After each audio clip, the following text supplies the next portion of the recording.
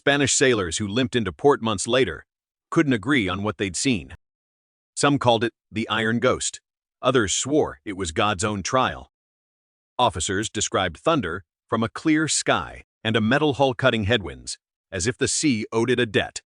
Chaplains wrote of lightning, with no storm, and a ship with no sails. Every account shared one detail: it stayed out of reach, and nothing they fired ever touched it. Rewind. The English Channel, summer of 1588. But somewhere in that gray water, something is already waiting. No penance. What the radar painted that first night was not just a fleet. It was the shape of one king's hunger, spread across miles of black water. Philip did not send 130 ships to defend anything. Now look at what the destroyer chose to hit. Not the biggest hulls, not the most armed. Deny the link-up with Parma's army, and no boots touch English ground. Blind the command chain, and captains choose survival over conquest. Scatter the essentials, and the channel's weather finishes the job. A rhythmic chopping cut through the morning fog. Soldiers on the nearest barge looked up and saw a dark shape suspended in the gray, motionless as a hawk before a dive. Bright streaks fell from it. The first powder lighter went up in a column of flame, so violent it tore, rigging off 2 ships anchored beside it. That is the moment a system dies. Not when the enemy is stronger, but when every response you have was designed for a threat that no longer exists. Their cannons could not elevate high enough. This is where the scenario stops being a thought experiment and starts feeling familiar. That helplessness. That moment when an organized force realizes the enemy operates on a plane they cannot even perceive. It is not a relic of the 16th century. It is the defining experience of asymmetric warfare in every era since. What broke the Armada was not the explosions. It was the distance. The Spanish Titan formation pushed their heaviest ships forward, did everything doctrine demanded, and none of it closed the gap. Musket balls skipped across open water, like stones thrown by children. Cannonballs dropped hundreds of yards short.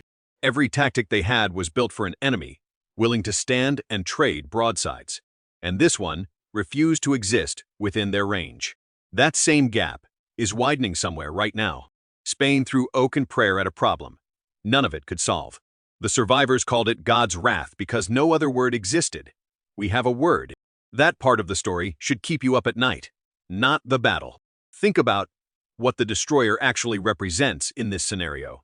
It is not just a weapons platform. It is the physical expression of 500 years of accumulated understanding.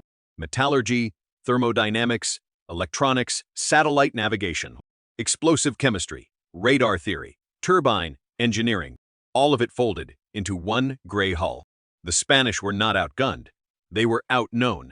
And yet, here is where the story turns on us.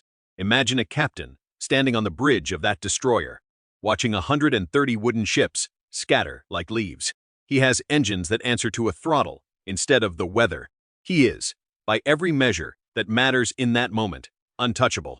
Now ask him one question. Where does your fuel come from? Because that destroyer, for all its terrifying capability, is a machine that drinks. It drinks diesel at a rate that would bankrupt a small nation. Its ammunition is finite, manufactured in factories on the other side of an ocean, delivered by a supply chain so long and so fragile that a single disrupted port can leave it toothless. Its electronics depend on satellites orbiting in a layer of space, increasingly cluttered with debris and contested by rivals. Its crew is trained, yes, but trained within a system that assumes resupply, shore leave, dry dock maintenance, and a functioning civilization, waiting at the end of every deployment. Strip all of that away, and what do you have? You have the most sophisticated galleon ever built. A vessel utterly dependent on a world that may not always be there to support it. This is the curse. Not that we lose. The curse is that we win, and we learn exactly the wrong lesson from winning. Spain looked at the English Channel in 1588 and decided the answer was a bigger fleet. Britain looked at Jutland in 1916 and decided the answer was bigger battleships. Then, watched aircraft carriers make every one of them obsolete within 20 years. America looked at aircraft carriers and decided they were the answer to everything, and now watches as hypersonic missiles, designed by near-peer competitors, threaten to turn each one into a very expensive, very slow-moving target. Every generation sits on the destroyer's side of the equation. and believes, with absolute sincerity, that it will never be the galleon. The Iron Ghost is not a ship. It is a moment. It is the moment when the gap opens beneath your feet, and you realize that everything you built, everything you trained for, everything you believed, made you formidable, belongs to a world that has already moved on without telling you. Philip's admirals felt it. When shells fell from a sky they thought was empty, British dreadnought captains felt it when the first torpedo bombers crossed the horizon. So the real question was never how many galleons it would take to overwhelm a destroyer. The real question is the one nobody in this scenario, and nobody watching it, wants to sit with for very long.